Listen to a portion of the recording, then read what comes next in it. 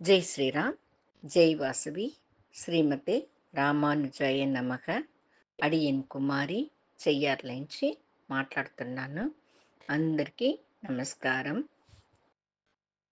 మనం వారం తిరుక్కోళూర్ పెన్ పిళ్ళై రహస్యం అట్లానే మహావాక్యంలోంచి ఒక్కొక్క భక్తர்களுடைய కథలుగా తెలుసుకుంటా వస్తూ ఉండాము. ఇంతవరకు 52 వారం చూసిండాము. ఇప్పుడు మనం చూడబోయేది 53వ వారం. ఈ తిరుక్కోళూరు పెన్ పిళ్ళై ఆనందంగా అనుభవించి ఒక్కొక్క భక్తుల్ని గురించి రామానుజర చెప్తా వస్తుంది. రామానుజర్ను ఈ అమ్మద ఎంత తెలిసి పెట్టుకుందిని సంతోషంగా వింటా ఉండారు. ఆ వరుస క్రమంలో 53వ వారం ఈ వారం. ఆ వారంలో మనం చూడబోయేది ఏమి అట్లంటే, కాటుకు పోనేను పెరుమాళై పోలే.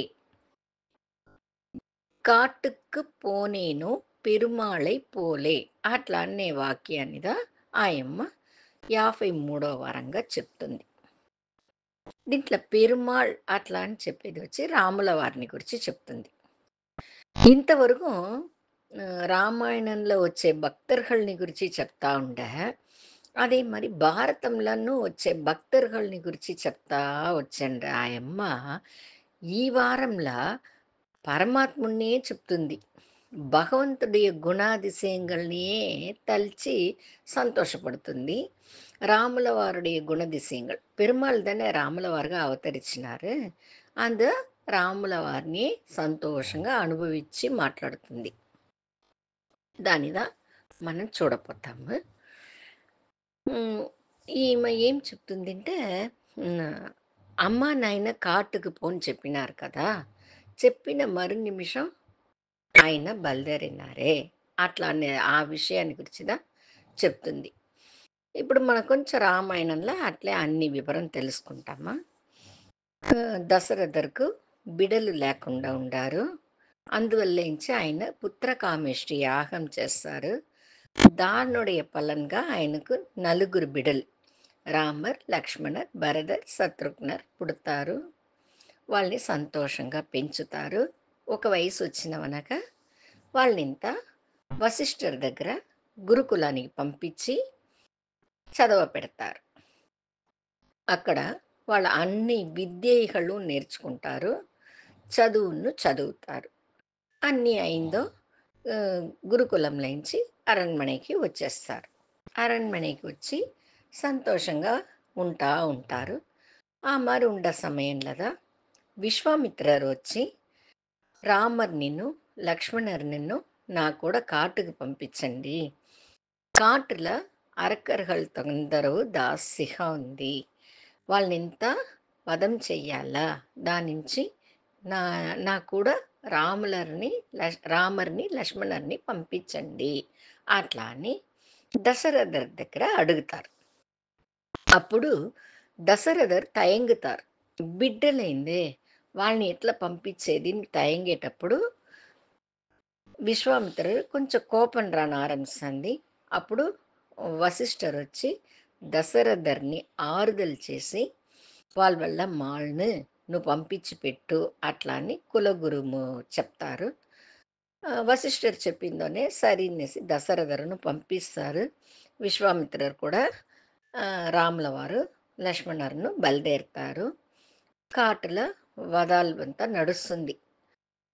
వధాలంతా అయినవినాక వాళ్ళని పిలుచుకుని మిదిలేకపోతారు.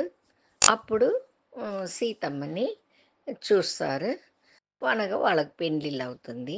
రామర్గు, లక్ష్మణర్గు, భరత శత్రుఘ్నర్ అందరికీ పెండ్లిళ్ళు అవుతుంది. దాని వనగా వాళ్ళంతా అరణ్మனைకి తిరిగి వస్తారు. తిరిగి సంతోషంగా రాజ్యాంగంలో ఉండారు.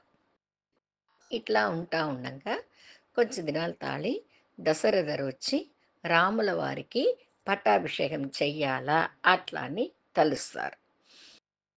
తోడత కులగురుని పిలుస్తారు. మిగతా వాళ్ళని అందరినీ ఋషుల్ని ఆచార్యులని అంతా పిలిచి అందరు కూడా కలిసి మాట్లాడి ఒక మంచి దినాన్ని కురుచుతారు. ఇన్య దిన రాముల వారికి పట్టాభిషేకం చేస్తాము అనేసి ముడివి చేస్తారు.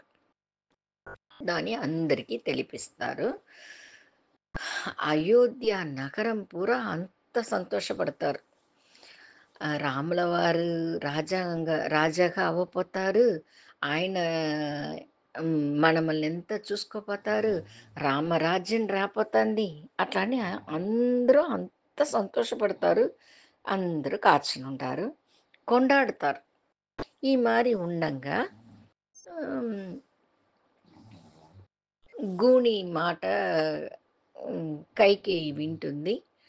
కైకేయమ్మ వచ్చి దశరథరు రాముల వారికి పట్టాభిషేకం అనే విషయం చెప్పేదానికి కాను కైకేయి అరణ్మనకి వస్తారు. అప్పుడు లేదు, మీరు ముందు నాకు 2 వరం ఇస్తా అని చెప్పి ఉంట్రి. ఆ 2 వరం మూల్యంగా మొదల్ వరంల రాముల రాముల వారు 14 ఏండ్లు వనవాసం పోవాల. రెండో వరం మూల్యంగా భరతుడికి పట్టాభిషేకం చెయ్యాలా. అట్లా అనేసి వరం అడుక్కుంటుంది. కైకేయి మాతని లోకం పూరా తప్పుగా తెలుస్తారు. అంటే ఆయమ్మ నిండా నిండా నిండా మంచివాళ్ళు. దాని గురించి మనం ముందే చూసిందాము. ఇప్పుడు ఆయమ్మ వరం తీసుకుంటుంది. దశరథర్ మయంగి పడిపోతారు. మయంగి పడిపోయినవనాక సేవకர்கள் మూల్యంగా రాముల వారిని పిలిచారు కైకేయి. పిలిచి ఈ మరి నాయన నీ దగ్గర చెప్పమన్నారు. నువ్వు 14 ఏండ్లు కాటుకు పోవాలా అట్లా అనేసి చెప్తారు. అప్పుడు రాముల వారు కైకేయి అమ్మ దగ్గర చెప్తారు. అమ్మా, నాయన చెప్తేదా నే పోతునని లేదుమా, మీరు చెప్తే కూడా నే పోతున్నమ్మా అట్లా అని చెప్పి సాష్టాంగంగా కైకేయి అమ్మకు నమస్కారం చేసేసి బయలుదేరతారు. అంత ఒక మంచి గుణందా రాముల వారుடைய గుణం.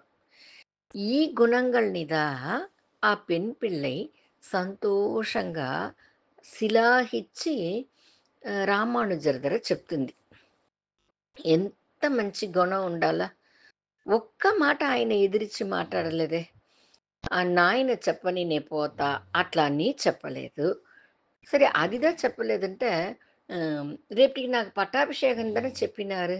ఇప్పుడు మీరు కాటుకు పో అని చెప్తారే అట్లా అని అడగలేదు.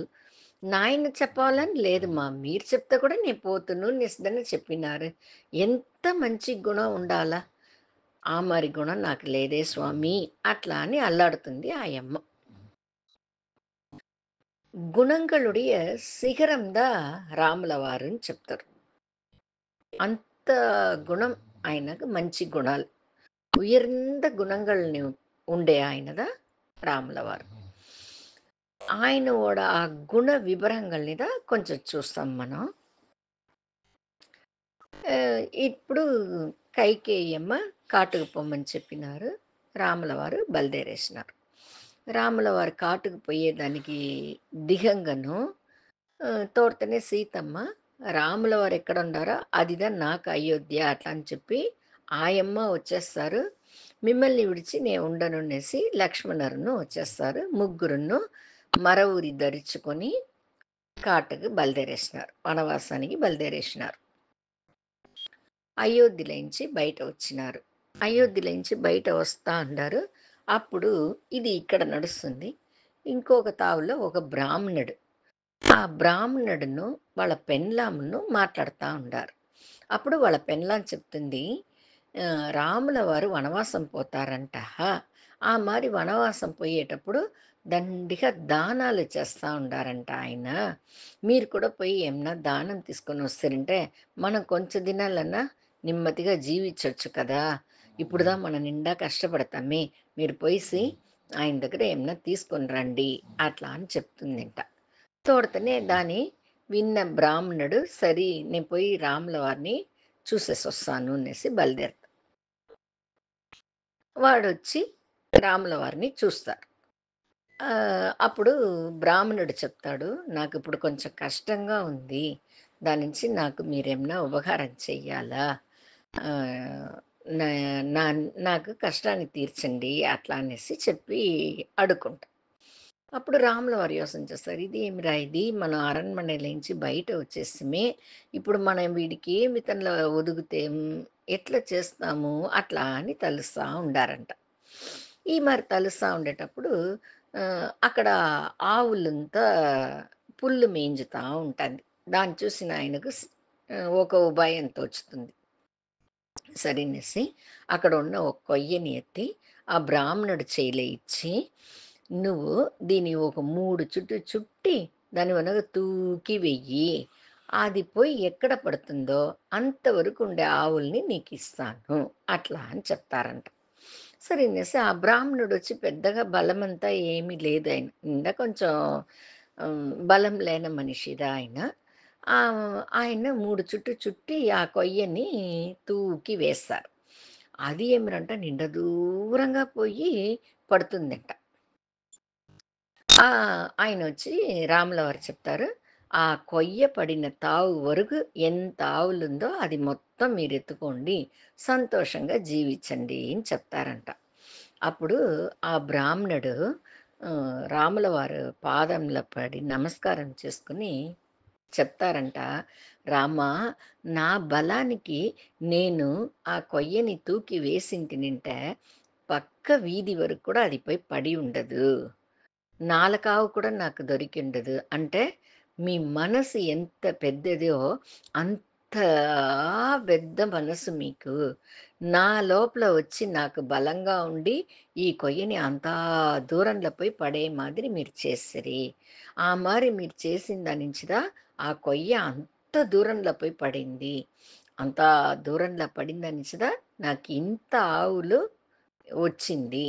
నిండా నండ్రి అట్లని నిండా సంతోషంగా చెప్పి ఆయనకు నమస్కారం చేసేసి పోడొస్తాడంట ఆ బ్రాహ్మణుడు. ఎంత మంచి మనసు బయలుదేరేసినారు. కాட்டுకి బయలుదేరేటప్పుడు ఎంత కష్టం ఉన్ను. సాధారణంగా ఒక మనిషి ఇంటే వనవాసం పోయేదింటే ఏం చిన్న విషయమా? ఎంత కష్టం ఉన్ను. అంటే దేని గురించి ఆయన ఏదీ యోసన చేయలే. అమ్మా, నాయన చెప్పినారు. ఆయన బయలుదేరినారు. ఆ తల్లి తండ్రికిచ్చే మర్యాద. అంత మంచి గుణందా ఆయన గుణం. అక్కడి నుంచి బయలుదేరి తావుగా ఒగొక్క ఘట్టంగా వస్తారు. అప్పుడుదా కాకాసుర వధం. ఆ కాకాసురుడికి కూడా ఒక చిన్న విషయం నడుస్తుంది. సీతమ్మ దగ్గర తగాద ముறையில నడుచుకుంటాడు కాకాసురుడు. కోపమొస్తుంది ఆయనకు. వాడిని వధం చేయాలని తలచిదా బ్రహ్మాస్త్రాన్ని విడుస్తారు. అంటే సీతమ్మ పోతే పోనీ విడిచేయండి అట్లా అని చెప్తారు. ఆ బ్రహ్మాస్త్రం విడిచినవనగా అది బలి తీయకుండా లోలపోదు. దాన్నించి ఆహ్, అంతమించిన చెడ్డ గుణం ఉండే కాకాసురుడిని కూడా పోనీ అట్లా అని మన్నించి ఒక కన్నుని మట్టుందా ఎత్తుతారు. ఎంత మంచి గుణం ఉండాల. ఆ తల్లి తండ్రులకు సీతమ్మ, రాముల వారికి ఎంత మంచి గుణం ఉంటే, తనకు తప్పు చేసిన వాడిని కూడా రక్షించే గుణం వాళ్ళిద్దరికీ ఉంది. அதுதான் రామురుடைய ఉయర్ந்த గుణంగళ్ళ ఒయిటిగా చెప్తారు. ఇది అయ్యి ఇంకా కొంచెం దూరం పోతారు. అవనగదా మనం చదువుతా ఉంటిమి కదా! దండిగా వింటిమి కదా! శబరికి అనుగ్రహం చేసినారు. అహల్యకి శాప విమోచనం ఇచ్చినారు. దాని వనగా ఇంకా కొంచెం పోతారు. ఉడతకు సంతోషంగా ఆశీర్వాదం చేస్తారు. అది చేసిన చిన్న కైంకర్యానికి అంత సంతోషపడి దాన్ని ఆనందంగా తడవిస్తారు. నేటికిన్న ఉడతల పైగా ఉండే గీతలు ఆయన ఆశీర్వాదందా అట్లా అనేసి చెప్తారు. ఆ మాదిరి ఒక్కొక్క విషయంగా నడుస్తుంది. అన్నీ అవుతుంది. దాని వనగదా రావణేశ్వరుడు సీతమ్మని తూకొని పోయింది, చేసిందింతా నడుస్తుంది. దీని వనగా రావణేశ్వరుడికిను రా రామర్కును జగడాల ఆరంభమవుతుంది. ఈ జగడాలు ఆరంభించింది. జగడం నడుస్తా ఉంది. ఈయన ఒక మంచి గుణానికి ఒక ఉదాహరణందా ఒక దినం ఏమవుతుంది, రావణనొచ్చి నిరాయుధ బాణిగా ఆయుధమే లేకుండా పోర్కళంలో నిలిచిపోతాడు. ఆయన రాముల వారు తలిచినారంటే ఒక్క నిమిషం వాడి పైగా ఒక అంబు వేసి అప్పుడే పని అయిపోయుండు. అంటే కూడా ఆయుధం లేకుండా ఉండేవాడిని జగడం వేసి చంపకూడదు. అట్లా అని ఒక ఉయర్ந்த మనసు ఉండింది దానించి నేటికి పోయేసి రేపటికి రా అట్లా అని చెప్పి పంపించేస్తారు రావణుడిని. దాని వనగా ఒక దినం ఏమవుతుంది, యుద్ధం నడుస్తా ఉంటుంది. యుద్ధంలో రావణుని పైగా అంబుಗಳು వేసేస్తారు. రావణుడు ఆహ్, నిండా ఓ ముడికండ పడిపోతాడు. అంబు పడకైలో ఉండాడు. అంబు వేసి పడి ఉండాడు. అంత ఒక అதாவது నిండా కష్టంలో ఉండాడు వాడు. అప్పుడు లక్ష్మణుడిని పిలిచి రాముల వారు ఏం చెప్తారు, "నువ్వు పోయి రావణుని ఉపదేశం తీసుకొని రా" అని చెప్తారు. రావణుని వచ్చి వీళ్ళ ఎదిరి వాడిని చంపేదానికిదా వీళ్ళు వచ్చిండారు. దానికిదా ఇంత పెద్ద కథ నడుస్తుంది. అట్లా ఉంటే కూడా రావణుడి దగ్గర పోయి ఉపదేశం తీసుకొని రా అనేసి పంపిస్తారు లక్ష్మణుడిని. అన్న చెప్పిన మరు నిమిషం లక్ష్మణుడు రావణుని దగ్గర పోయి నిలుస్తారు.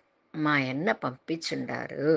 మీ దగ్గర ఉపదేశం తీసుకోమన్నారంటే దాన్ని వినిన రావణునికి కంట్లని నీళ్ళొచ్చేస్తుందంట. ఎంత మంచి గుణం! ఆయన్ని పోయి మనం ఇట్లా చేసుకుంటిమే అట్లా అనేసి నిండా మనసు కష్టపడతాడు. దాని వనగా లక్ష్మణుడికి ఉపదేశం చేస్తారు. ఇట్లెట్లా ఉండాలా? ఇట్లెట్లా నడుచుకోవాలా? అనేసి ఉపదేశం తీసుకుంటారు. ఒక ఎదిరిగా ఉంటే కూడా, చెడ్డవాడుగా ఉంటే కూడా, వాడి దగ్గర ఉండే మంచి గుణాలను, మంచి విషయాల్ని తెలుసుకోవాలని తన తమ్ముడికి పంపిస్తారు. అప్పుడు ఎంత మంచి గుణం ఈయనకుంటే, ఆ మరి ఆయన నడుచుకుంటారు. అదిదా ఇది అన్నీ ఒయిటొయిటిగా తలిచిదా ఆ పెన్ పిల్లై సంతోషపడుతుంది. ఇది ఒక విషయం నడుస్తుంది. ఇది మాదిరింత చెప్పి కాட்டுకు పోయిన దాని గురించిదా ఆయమ్మ చెప్తుంది. కాட்டுக்கு పోనేను పెరుమాళై పోలే అట్లా అనే విషయాన్ని చెప్పి రామానుజర్ దగ్గర అల్లాడుతుంది. ఎంత మంచి గుణం ఉండాలా? నాకంత మంచి గుణం లేదే స్వామి. అమ్మ నాయన చెప్పిన அடுத்த నిమిషం కాటుకు బయలుదేరినారే. ఆ మారి నాకు లేదే. అంత మంచి గుణం నాకు లేదే. వైతమానది పెరుమాళ్ పైగా నమ్మకం లేదే. లేదంటే నేను ఉడిచేసి మారిపోతున్నా. అట్లా అనేసి అల్లాడుతుంది. అంతా విషయాల్ని రాముల వారు కూడనే ఉండి లక్ష్మణర్‌గా అన్నిని అనుభవించి, అన్నీ తెలిసిన ఆయన దగ్గరనే ఆయన్ని గురించే మొత్తం చెప్తుంది. అన్నిను ఆయనను సంతోషంగా వింటారు. రామానుజర్‌ను ఒక్కొక్క విషయంను సంతోషంగా వింటారు. ఈ మరి ఓ సందర్భంలో మనం ఇంకొక చిన్న కథని గురించి చూస్తామా. ఒక సమయం అయోధ్యలో పెద్ద యాగం నడుస్తుంది. ఆ యాగానికి అన్ని నాటు మన్నర్‌గల్ని రమ్మని చెప్పి పంపిస్తారు. ఆ ఓలై చూసి అంత మన్నర్‌గళ్ళను వచ్చి కలుసుకుంటారు. యాగంను సిறப்புగా ముడించుతుంది. అయినాక అప్పుడు కాశీరాజాను అక్కడ వచ్చిండారు. ఆ కాశీరాజా వచ్చి ఆహ్, వశిష్ఠర్ దగ్గర పోయి వశిష్ఠరే మీరు ఈ యాగాల్ని మీ శిష్యர்கள் కూడా మిగతా ఋషులు కూడా కలిసి నిండా బాగా చేసిరి. నిండా సంతోషం. యాగంను పూర్తయింది. నేను బయలుదేరుతాను అట్లా అని చెప్పేసి కాశీరాజా బయలుదేరుతారు. బయలుదేరితే అప్పుడు అక్కడ నారదరు దీన్ని వింటా ఉంటారు. వినేసి తోడతని చెప్పిన మాటని వినేసి నారదరొచ్చి విశ్వామిత్రుడి దగ్గర పోతారు. విశ్వామిత్రుడి దగ్గర పోయి కాశీరాజా నిండా మోసం వశిష్ఠర్ని పెరుమ్మగా పారాటినారు యాగం నడిచేదానికి. మీరిందన కూడా అన్నీ చేసిరి ఆ యాగం నడిచేదానికి. మిమ్మల్ని ఏమీ చెప్పలేదు చూసారా అట్లా అనేసి చెప్తారు. విశ్వామిత్రుడు కదా కోపం దాసేయండి. తోడుతనే నిండా కోపం వచ్చేస్తుంది. కోపం వచ్చిందని ఆయన పోయి రాముల వారి దగ్గర పోయేసి ఈ మరి కాశీరాజా నన్ను అవమదించినాడు. వశిష్ఠుడి దగ్గర పోయి మీ వల్ల నుంచి మీ శిష్యர்கள் నుంచి ఈ యాగం నిండా బాగా పూర్తి అయింది అని చెప్పిన వాడు నా దగ్గర ఏమేం మాట్లాడకుండా నన్ను అవమదిచ్చేసి పోషినాడు. అట్లా అనంగానే ఉడనే రాముల వారు ఏం చెప్తారు, మా గురువు అయిన మిమ్మల్ని అవమదించిందని వాడి తలని నేటికి సాయంకాలంలోలా మీ కాళ్ళ పడపెడతాను. మీ కాళ్ళ పెడతాను. అట్లా అనేసి చెప్తారు. ఇది ఇంత ఇక్కడ నడుస్తుంది. ఇంతలోగా ఈ నారదరొచ్చి కాశీరాజా దగ్గర పోయి ఏం చెప్తారు, "కాశీరాజా, కాశీరాజా మీకే విషయం తెల్లేదు. మీరు పాటికి వశిష్ఠుడి దగ్గర మాట్లాడేసి పోడిసిరి. విశ్వామిత్రుడికి మీ పైగా నిండా కోపం వచ్చేసింది. తోడతనే విశ్వామిత్రుడు ఏం చేసినారు, రాముల వారి దగ్గర పోయి చెప్పినారు. రాముల వారికి కోపం వచ్చేసి నేటితో నేటికి సాయంకాలం లోపల రాజా తలని మీ కాళ్ళ పడపెడతాను. అట్లా అనేసి మీ కాళ్ళనే పడపెడతాను అని చెప్పినారు. అంతదా మీ కథ అయిపోయింది.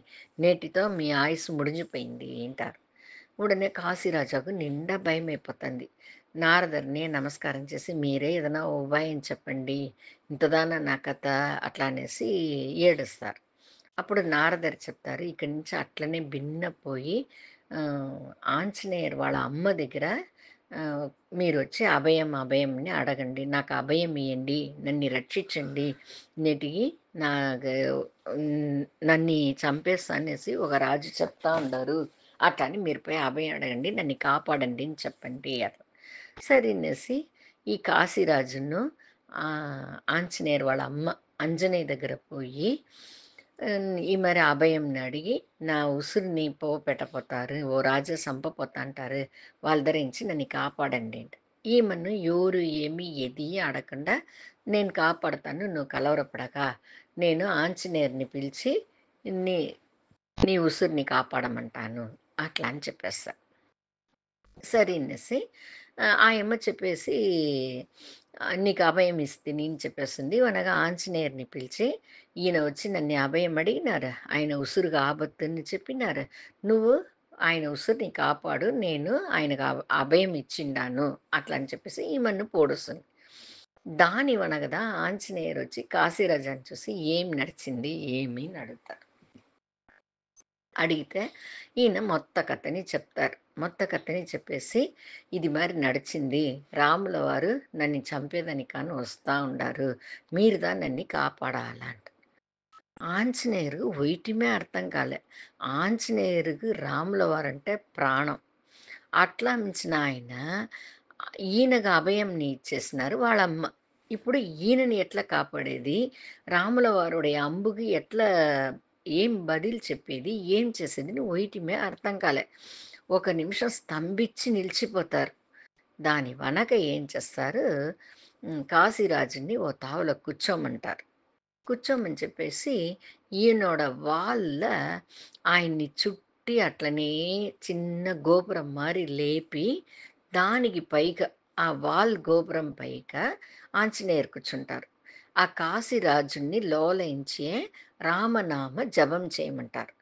విడియకుండా తొడర్ந்து చేస్తానే ఉండు రామనామ జపం అట్లా అని చెప్పేస్తారు కాశీరాజుడి దగ్గర. పైకి వాల్ పైక కూర్చుకొని ఆంజనేయురును రామనామ జపంని తొడర్ந்து చేస్తా ఉండారు. ఇద్దరు రామనామ జపం చేస్తా ఉండారు. ఈ సమయంలో రామరు కాశీరాజుని చంపేదానికి కానీ ఆయన వస్తారు. ఆ మరి వచ్చేటప్పుడు ఆంజనేయురుடைய వాల్ లోపల కాశీరాజా కూర్చుని ఉండేదాన్ని తెలుసుకుంటారు. అప్పుడు ఆంజనేయురి దగ్గర చెప్తారు, కాశీరాజుని బయట ఉడిచేయి. ఈ మరి నేను ఆయన కూడా పోరు తొడతాలా అట్లా అని అడుగుతారు. అప్పుడు ఆంజనేయురు ఏ బదులు చెప్పని మాలకుండా ఓ నిమిషం స్తంభిస్తారు. చెప్తారు. ఆయనకు అభయం మా యమ్మ ఇచ్చేసినారు. దానివల్ల ఇంచి నేను ఆయన్ని బయట విడిని మాలదు. మీరు ఏమి కావాలన్నా నన్ను చేసుకోండి అట్లా అని చెప్పేస్తారు. ఉడనే ఆయన ఏమి ఈ మరి చెప్తారే అట అనేసి పురింజల దానివనగా రాముల వారు తన అంబుగల్ని ఎత్తి ఆంజనేయురి పైకన్ను కాశీరాజుడి పైగా ఇద్దరు పైకన్ను అంబు తొడుతను ఆరంభించేసినారు. தன்னோட நிண்ட பக்தர். தீவிர பக்தர் தான் ఆంజనేయర్. అంటే సందర్భము, ఓ సూழ்நிலையும் ఈ మారి ఒక ఘట్టాన్ని తెచ్చేస్తుంది. సరనేసి ఆయనను అంబు విడుస్తారు.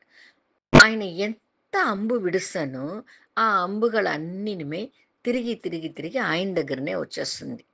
ఏ అంబుమే ఏమీ చెయ్యనిమాలేదు ఇద్దరినిను. ఇదేమిరా ఇది? నేను విడిచే అంబుగు ఒయిటికి కూడా ఏమి నడినంటాంది. తిరిగి తిరిగి అంబుಗಳన్నీ నా దగ్గరనే వస్తాంది అనేసి ఏమీ అర్థం కాకుండా రాముల వారు ఒక నిమిషం నిలిచిపోతారు. ఈ సందర్భంలో నారదరు అక్కడ వచ్చి ఆహ్, "రామ, రామ నిలపండి. మీ యుద్ధాన్ని నిలపండి" అట్లా అంటారు. ఏమి అని అడుగుతారు రాముల వారు. అప్పుడు నారదరు చెప్తారు, "ఇది అన్నిటికి కారణం నేందా. ఇప్పుడు ఈ మారి నడిచిన దానికి అన్నిటికి నేందా కారణం. హ్మ్. రామనామం ఎంత ఉయర్ந்தது అట్లా అని ఈ లోకం తెలుసుకోవాలా అట్లా అనే దానికోసరందా నేను ఈ నాటకాన్ని నడిపిస్తిని.